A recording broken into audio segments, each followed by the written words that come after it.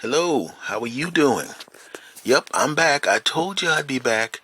And because I was away for a little bit of time and didn't get an opportunity to talk to you like I normally do, let me just dive right into it. And I just want to talk, and I know you can relate to this. I want to talk about people that just don't understand that they're worn out their welcome.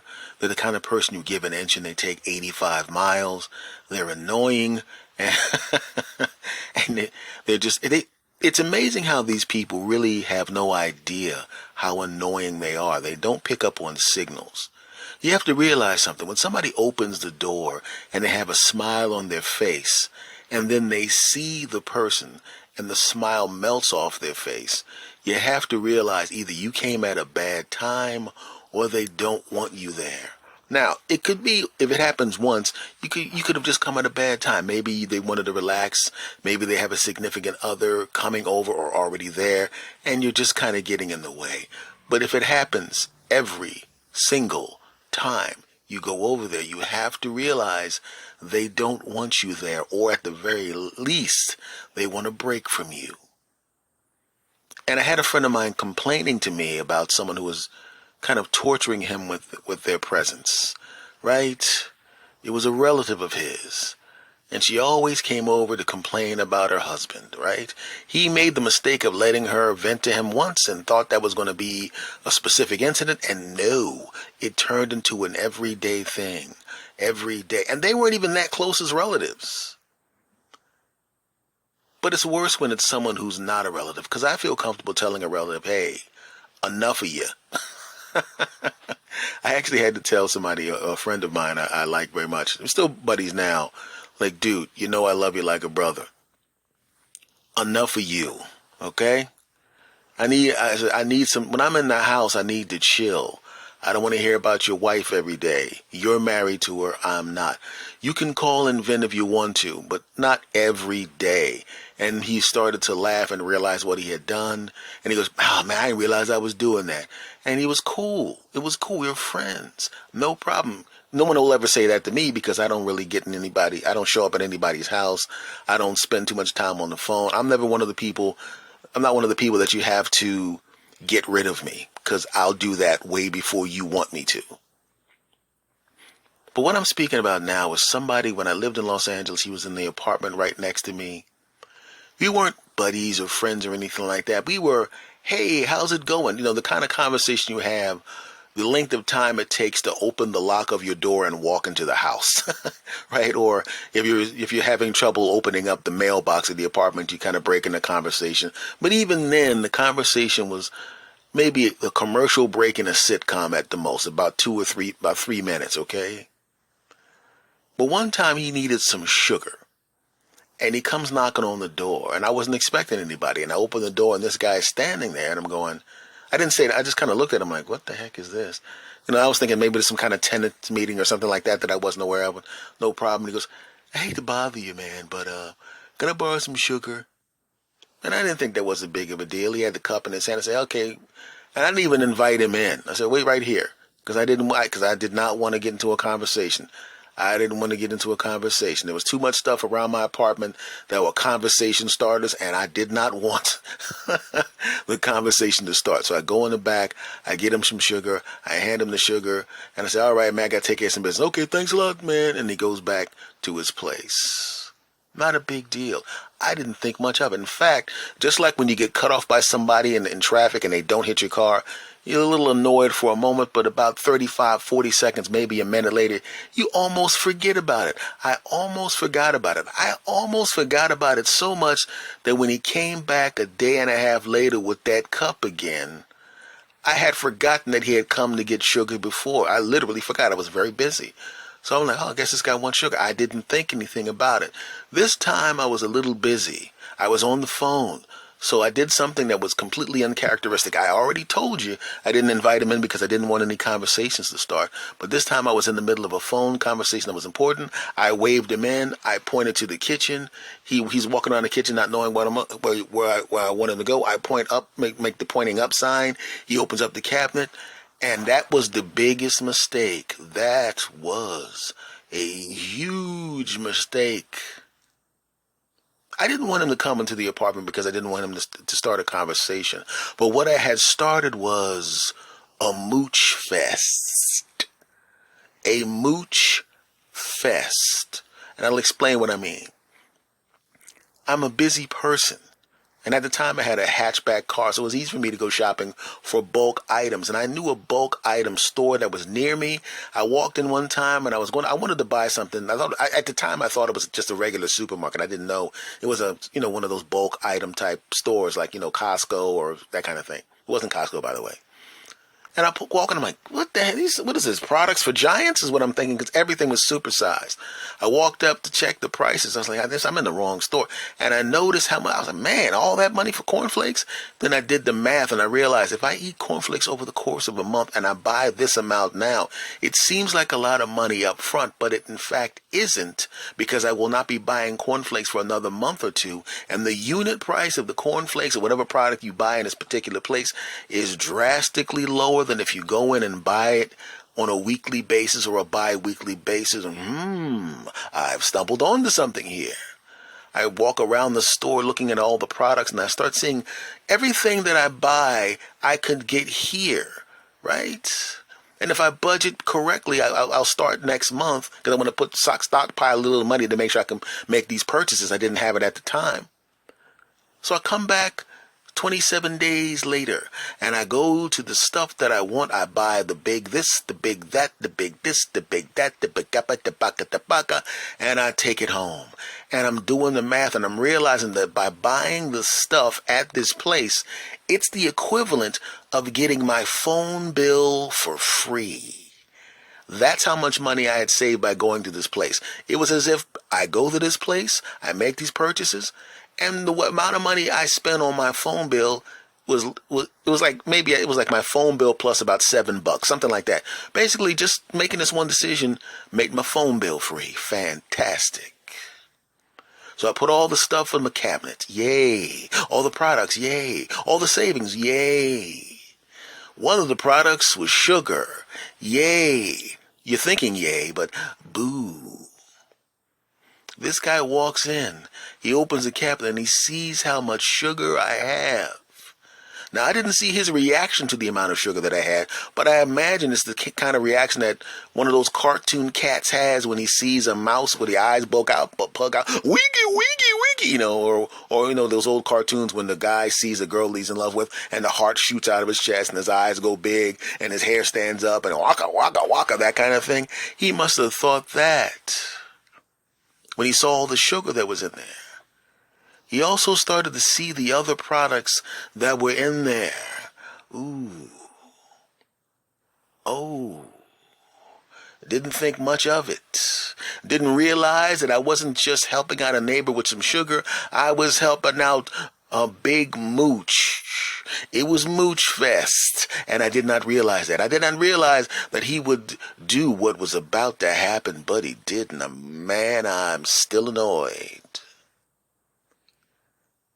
It got to the point where he was coming over for sugar so often that I'm starting to think, maybe, dude, you should probably go to this place that sells sugar, where you can buy it with your money. And at the time, I was so averse to confrontation or calling people on that crap that I kind of just, all right, and let him get away with that crap, and he just wouldn't stop. Most people would have stopped after the first time, maybe even the second time, maybe the seventh time they would have stopped. Did you get what I just said there? How I jumped from the second to the seventh because he went 7 times. I also started to notice, my friends, that some of the other stuff that was in my cabinet started to disappear, right? Some of the products were individually wrapped, so you can take out a portion of that you need and use at that particular time, and all of a sudden, like a little salad dressing pack was gone, right? You get those packs of jelly that you put on your sandwiches. You open it up, you put your spoon in, and you make your toast and jelly. I started noticing some of them were missing, and I hadn't opened them yet. So unless somebody from the store came into my house like Mission Impossible and stole them back, The lady I was seeing at the time, well, when she came over, well, I'll put it to you this way. When she came over, she didn't eat the food. She had something else on her mind and something else on her body. And that something else on her body was me. We got it on. Gave her that business so good she thought it was Christmas. This had nothing to do with the story. I just wanted you to know I was getting some back then. Back to the food. Don't judge me. Shut up.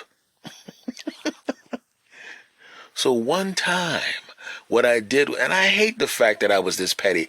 I could have just started to hand him the sugar myself. I'm like, yo, dude, I don't mind. I'm on a budget too, man. You're going to have to take care of that yourself. Nowadays, I'd have given him the first sugar. And after I gave him the sugar, I said, okay, we got. And I would say, I said, we're going to have to make this a one-time thing unless it's an emergency because I'm budgeted out for the month. I can't afford to be handing out sugar like that. I would tell you right up front, or I would say, can't do it. Don't have enough. I would tell you up front, and it would solve that problem, but I didn't have the courage back then. I was too nice. I'm still nice, but not a sucker. So he comes in, and I started to notice this. Here's the thing. There were times that he came in looking for sugar, only took a tiny bit of sugar, kind of to set me up for the theft. Oh, no, you don't. Because Mr. Thomas, that's me, bought himself some zip ties. Oh, yeah. And I rigged my cabinets to zip tie from the inside. Oh, that's right. Yeah. The only thing you could open up was the place where the sugar was. You couldn't get any place else. Oh, yeah. Now, it was a pain in the neck for me to get the zip ties back off after I did this to him, but it was worth it. It was worth it for me to go, yeah, you know where the sugar is. Evil laugh, knowing what's about to happen, because I know he's going to yank on the door to sneak some other stuff out, and he's going to pull it with the anticipation of the door opening, but it's zip-tied closed from the inside because I went to the back, crawled through and zip-tied it from the inside for the specific purpose of setting this punk up. That's right. So I'm sitting in the other room, and I turn down the television. And I know he's in there. I hear the door open up for the sugar, and I can hear the scoop. And he only took a little bit of sugar. I'm sitting there going, okay, you know you didn't come in for the sugar. You come in here for the theft, punk. You probably just assumed that my other friends were taking stuff, or that I had enough people over here that were using stuff that I wouldn't notice what you took, but you were wrong, punk. I notice everything, punk. And then that joyous, joyous sound of him pulling on the door with an anticipation of the door opening, only to get, yeah, the door won't open, right?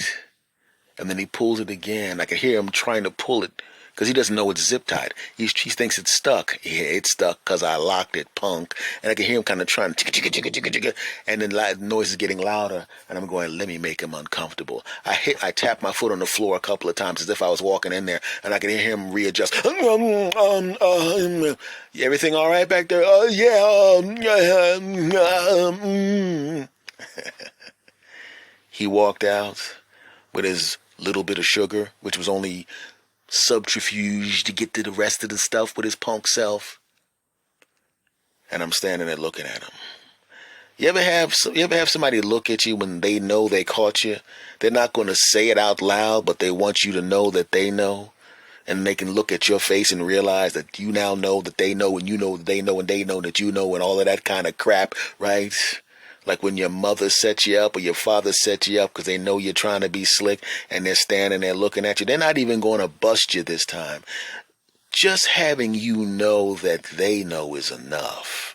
And they give you that look as if to say, I should, if they're into corporal punishment, whoop you behind, or if they're not corporal punishment, take away your game, or if they're not into that, ground you. You know that the next step is right there. And they're going to let you slide this time because just having you know that they know is enough. Well, it was one of those situations. I looked at him and let him know that I knew what he was doing. Oh, yeah. And I said, yeah, man. I'm glad you got the sugar that you need. He goes, yeah. I said, yeah. I said, yeah. I said, I'm changing my diet, bro. Don't think I'm buying any more sugar. You understand? He goes, yeah, I understand. Yeah. All right, I got to take care of some stuff. Let me see you later, brother. Okay. And he slunk out and slanked out and moped out of the room, realizing that his theft time was over. And I closed the door and I burst out laughing. I didn't even try to suppress the laugh. I laughed hysterically, and I laughed as I stood at the door. I wanted his punk behind to hear the laugh, and I made sure that he did. Yeah, that's right. And I could hear him close his door. I could actually hear the embarrassment as his door closed. For the rest of the time that he stayed in the building, he couldn't even look at me. But I could look at him. Dude, you live right across from me. You don't think you're going to run into me? You can see when you open up the door and you walk out and you see his door open up and then it closes really quickly because he doesn't want to run into you. That's right. And then eventually he moved away. Probably moved someplace where he can steal food from somebody else's house with his punk behind. You food stealing piece of crap. But that's what it was. I gave him an inch, he tried to take a mile. I was trying to be cool to him. In fact, had he kept just taking sugar, eventually I would have shut him down. You know what I'm saying? Or I would have said, hey, I don't have it or anything like that, just to get rid of him. Because it's not like he came into my apartment just to hang out. We weren't like that. But he shot himself in the foot, man. He shot himself in the foot by being greedy. And a lot of times people do that. Not just thieving, food stealing neighbors. Big companies and banks, all of these people do the same things. We know that the big companies are ripping us off a little bit. We know that the banks are ripping us off a little bit. We know that there's a lot of people ripping us off a little bit. We know that. And we've resigned ourselves to the fact that we're going to get ripped off. But when they get greedy, that's when we shut them down. That's when a politician winds up going to jail. That's when a bank gets fined billions of dollars. That's when a business gets fined. That's what happens when they get way too greedy. When we give them an inch and they take a mile. So I'm at the point right now where if I give you an inch, all you're getting is an inch. You're not going to get a mile. Because if you're a friend of mine, I'm going to give you a mile. My friends all can get a mile, but none of them will take the full mile. And that's one of the reasons why we remain friends. And you, after all of the years that you're listening to me, I consider you a friend as well. I really, really do. So I'm going to ask for an inch from you, not a mile, just an inch. If you like this podcast, and you do me a favor. Share a link to this podcast on your social media. You know, if you see me on social media someplace pushing a link for this, re-exit or re-Facebook it or whatever the hell social media have. If you have not subscribed, and I'm sure most of you have, but if you're new and you like this podcast, please subscribe to this podcast or follow me on Spotify, okay? Spread the word. Tell your friends about this podcast. Tell family about this podcast. Threaten to disown your family and friends if they don't listen to this podcast. Okay, that's a mile. That's too much. I'll be happy with just an inch of spreading the word about the podcast and subscribing if you haven't. I would really, really appreciate that. I am back, my friend. Much love to you, and I will see you again next time. So remember, if you give an inch to somebody, make sure they just take an inch. If they're close enough to you where you're going to give them a mile, make sure they don't take 10 miles, okay? Okay? Much love to you. Take care.